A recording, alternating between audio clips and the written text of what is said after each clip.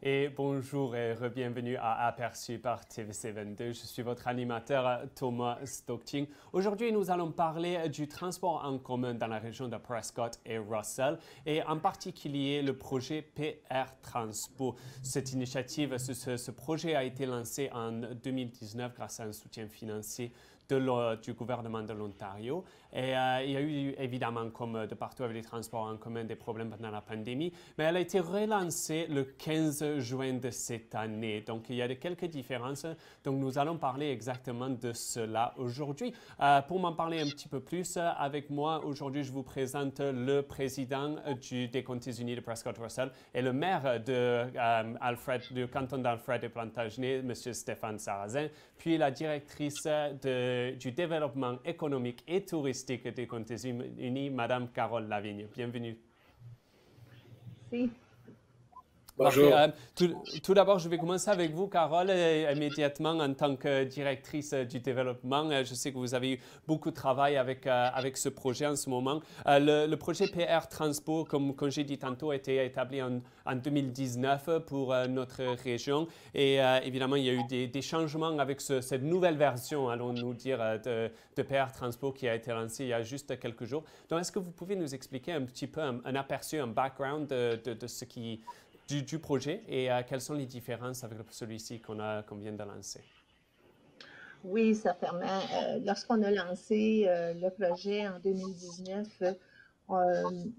premièrement, le projet est vraiment visé pour la région de Prescott et Russell. Donc, ça veut dire toutes les régions, incluant le rural et les centres-villes des municipalités.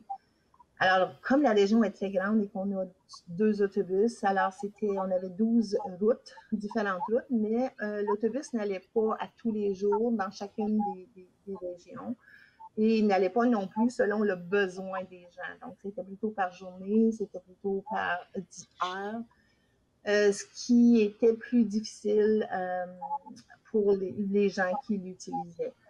Maintenant, le nouveau système est sur demande. Donc, ça veut dire que si vous avez besoin d'un transport, vous faites la réservation 1 heure avant, au moins.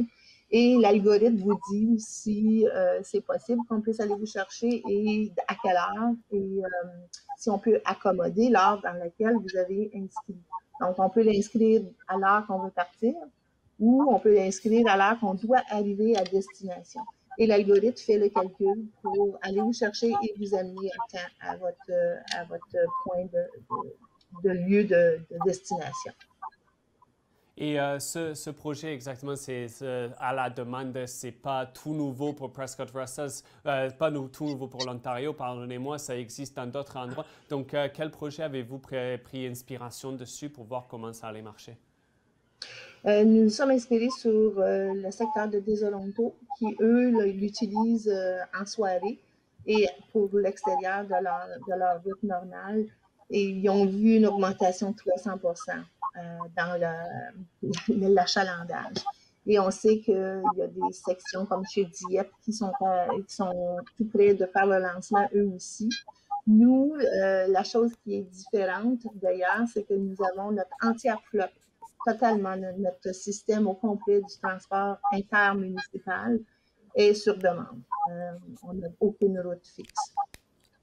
Et M. Sarrazin, en parlant de l'importance du transport en commun pour notre région, évidemment, c'est un projet sur lequel Mme Lavigne a beaucoup travaillé. Mais en tant que les Comtés unis, quelle importance placez-vous sur le transport en commun pour nos résidents? Avec nos 8 municipalités ensemble, il y a un grand espace entre tous les municipalités, cantons et les villages. Donc, quelle importance placez-vous sur ce service?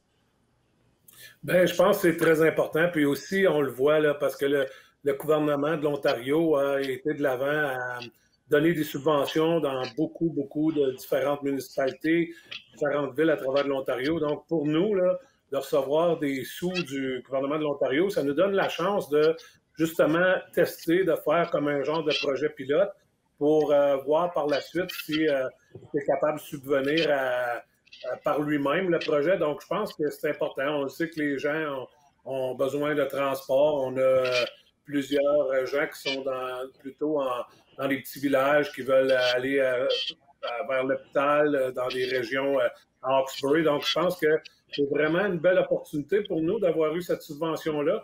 Puis je pense que, comme vous pouvez le constater, on s'ajuste au fur et à mesure. On a été avec des routes prédéterminées. Maintenant, on s'en va à un système qui fonctionne par demande.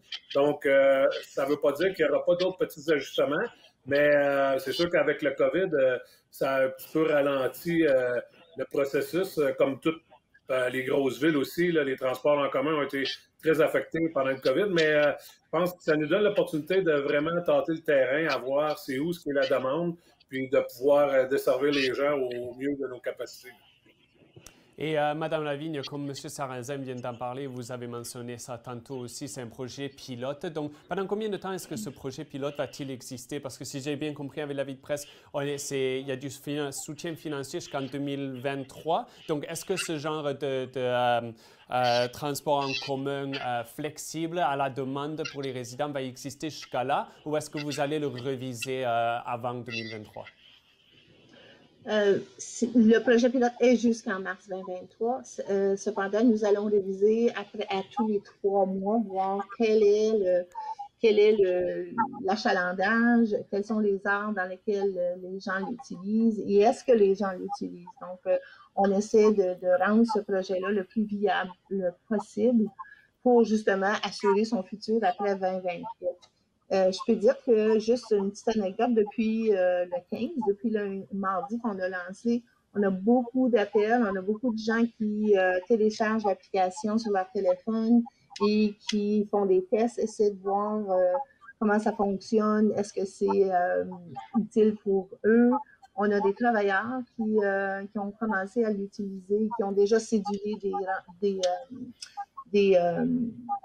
des rendez-vous pour les jours de travail, donc le départ le matin et le retour le soir. Ce qu'on peut voir, c'est l'enthousiasme semble s'installer dans la région. On est très content. On va comme on dit en anglais, monitoring, où on va suivre cette tendance et on est ouvert à toute question, on est disponible et les nouvelles heures aussi peuvent aider parce que on est ouvert, on offre le service de 6 heures le matin à 21 heures. Donc, on a une longue plage horaire. Alors, si vous avez des questions, n'hésitez pas si les gens veulent nous demander ou ont besoin de l'aide des fois pour télécharger. C'est pas seulement sur un téléphone cellulaire, on peut aussi téléphoner. Si on n'a pas accès à un téléphone cellulaire ou à un site web ou à une tablette, on peut téléphoner durant les heures de bureau entre 8h et 15h30 du lundi au vendredi pour réserver des transports. Ah, franchement, c'est génial d'entendre ça. Cette flexibilité est nécessaire dans notre région. Il y a tellement de personnes dans des endroits. Comme vous dites, le service cellulaire, ce n'est pas toujours parfait. On sait qu'il y a des travaux qui se font dans notre région sur la connectivité aussi. Donc, c'est très bien d'entendre qu'il y a d'autres façons où les gens peuvent le booker, comme on dit en bon français. Monsieur Sarrazin, je sais qu'il y a évidemment ce soutien du côté financier sur la province. Mais combien est-ce que ce projet va coûter pour les Comtés unis? Est-ce que c'est quelque chose dont il faut mettre une subvention? Comme vous dites, il y a un très grand espace dans Prescott et Russell et pouvoir donner toutes ces routes, comme on dit, ça doit être plutôt cher, non, de les avoir établis? Bien, je pense que présentement, le projet, puis Carole peut me corriger parce que c'est évidemment son projet, c'est elle la directrice du développement économique, mais je pense que présentement, tous les frais ont été couverts. C'est sûr, quand on parle de certains petits frais qu'on a de notre département de développement économique, des ressources humaines, c'est sûr que ces gens-là, il y a certaines petites dépenses qui sont prises de là, mais je pense qu'en grosse partie, ce projet-là est un projet pilote, puis c'est grâce aux subventions du gouvernement de l'Ontario. Puis ça ne me surprendrait pas parce qu'on le voit, que le gouvernement de l'Ontario veut de plus en plus instaurer des systèmes semblables dans les communautés. Donc peut-être, qui sait, peut-être qu'on va arriver à la fin de notre subvention, puis on va peut-être avoir une surprise, qu'on va pouvoir prolonger notre projet, puis on va s'ajuster. Je pense que le secret, c'est d'essayer de s'ajuster toujours à rendre le système plus efficace possible pour nos citoyens éventuellement. Oui, absolument. Et ça, là, c'est là où on voit la flexibilité et l'importance de la flexibilité. En parlant des frais, toujours, Madame Lavigne, je sais qu'auparavant, avec le transport en commun fixe, il y avait des trajets fixes. Et si j'ai bien compris, il y avait un prix fixe de 5 dollars par voyage. Ce nouveau programme, il y a un changement avec les frais. Comment est-ce que ça va marcher? Oui, maintenant, à cause des distances, on n'a aucune idée d'où l'autobus va partir. Alors, on a calculé, on a fait des variables. Et pour les personnes âgées et les étudiants, le taux est d'1 $ le kilomètre. Et pour les adultes, c'est 1,20 $ le kilomètre. Donc, dès que vous entrez votre point de départ et votre destination, il y a un calcul qui se fait et il vous indique le montant à payer. Et vous inscrivez soit une carte de crédit ou un billet. Et le billet, on inscrit les numéros. Alors, exemple, les billets sont 5 $ ou 4 $. Alors, les billets, exemple, si le trajet est 5 $ ou 6 $, alors ils vont vous demander d'inscrire 2 billets de 5 $ et vous allez avoir un crédit. Donc, l'algorithme compte le crédit. Donc, il va vous rester 4 $ après votre transport. On peut annuler jusqu'à 1 heure avant le trajet pour avoir le remboursement. Sinon, le trajet est payé parce que l'autobus est en route. Donc, si on veut annuler, on a jusqu'à 1 heure avant le trajet. C'est un peu plus facile pour les gens aussi. Donc, les gens qui n'ont pas de billets ou qui n'ont pas à aller se procurer des billets peuvent le faire très facilement en ligne avec une carte de crédit. Absolument, avoir cette flexibilité, encore une fois, en ligne, c'est là où le monde y va, c'est nécessaire. Mais n'êtes-vous pas un peu inquiète à propos du prix des voyages pour les personnes? Évidemment, je sais, par exemple, si on voit le trajet F qui existait auparavant de Saint-Isidore, je pense que je l'ai bien dit, jusqu'à Rockland, c'est environ 40 km. Je sais que ça prend bien du temps, mais tu pouvais faire ce voyage pour 5 $, alors que maintenant, ça va te coûter un peu plus près de 50 $ si tu voulais faire ce voyage. Donc, est-ce que vous avez constaté que peut-être les personnes qui utilisent le PR Transpo font des voyages beaucoup plus petits que ça normalement ou comment est-ce que ça va marcher? C'est dans presque tous les cas, c'est le moyen que les gens l'utilisent. C'est pas tellement loin, c'est à l'intérieur. Si vous comparez, exemple, Saint-Isidore à Rockland, 40 $, tout dépend de quelle route vous avez pris. L'algorithme calcule la route la plus rapide. Donc, vous ne payez pas parce qu'il fait des détours. Vous payez seulement la route la plus rapide, un peu comme Google Maps, lorsqu'on utilise Google Maps. Les longs trajets, j'assume qu'on n'en aura pas tant que ça. Mais pour les trajets qu'il va en avoir, c'est quand même moins dispendieux que d'un taxi si on est obligé de prendre un taxi, exemple. Mais la façon qu'on a fait les calculs, c'est en fonction du nombre.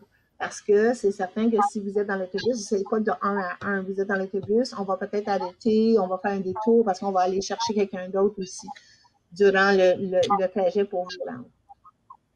Ah, d'accord. Donc, s'il y a plus de personnes qui s'inscrivent et qui vont sur le trajet, est-ce que le prix peut peut-être changer alors? Le prix pour la personne ne change pas, non. Ce que je veux dire, c'est que pour la commission de transport, par exemple, ou pour essayer de rendre ce projet-là viable, parce qu'on sait que les commissions de transport, ça coûte cher aux contribuables ou ça coûte cher aux municipalités. On essaie de voir avec ce projet-là comment on peut le rendre le plus viable possible avec le nombre de personnes qui vont l'utiliser. Alors, c'est un peu la direction qu'on prend dans le moment.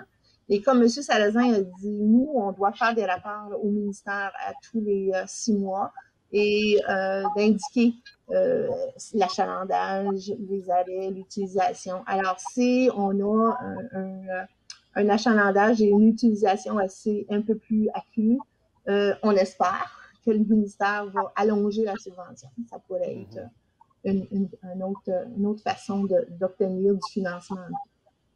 Absolument. Et comme vous dites, c'est trouver une balance entre les deux, un projet viable, puis aussi avoir les frais aussi bas que possible pour les résidents de la région. Et Monsieur Sarrazin, avec ce PR Transpo qui arrive, cette connexion entre la municipalité, toutes les municipalités, pardonnez-moi, je vais demander à Carole Lavigne après aussi. Je sais qu'on a un projet touristique qui arrive dans la région, le Brew and Chew, pour vraiment encourager le staycation aussi. Comment vous pensez est-ce que ce projet va pouvoir aider et vraiment relancer l'économie touristique pour nos municipalités ici à Prescott et Russell? Bien, on espère bien, tu sais, comme on sait que ça cible les gens qui n'ont pas accès au transport, puis on sait que c'est une belle façon pour eux de pouvoir se déplacer de village à village. Je pense qu'on pense souvent aux personnes qui avaient des rendez-vous dans des cliniques de santé où c'était pas toujours facile pour eux. Ils dépendaient d'autres personnes, tu sais, puis tant mieux, c'est sûr qu'il n'y a pas de restriction. Ça peut être utilisé autant pour les loisirs que pour les affaires, que pour les rendez-vous médicaux. Donc, on espère que les gens l'utiliseront. Et je pense, comme on pourrait dire, la façon de regarder ça, c'est qu'on va être continuellement à s'ajuster, à voir qu'est-ce qu'on peut fournir le meilleur possible, le meilleur service possible, au meilleur coût possible pour tous nos résidents des 8 municipalités.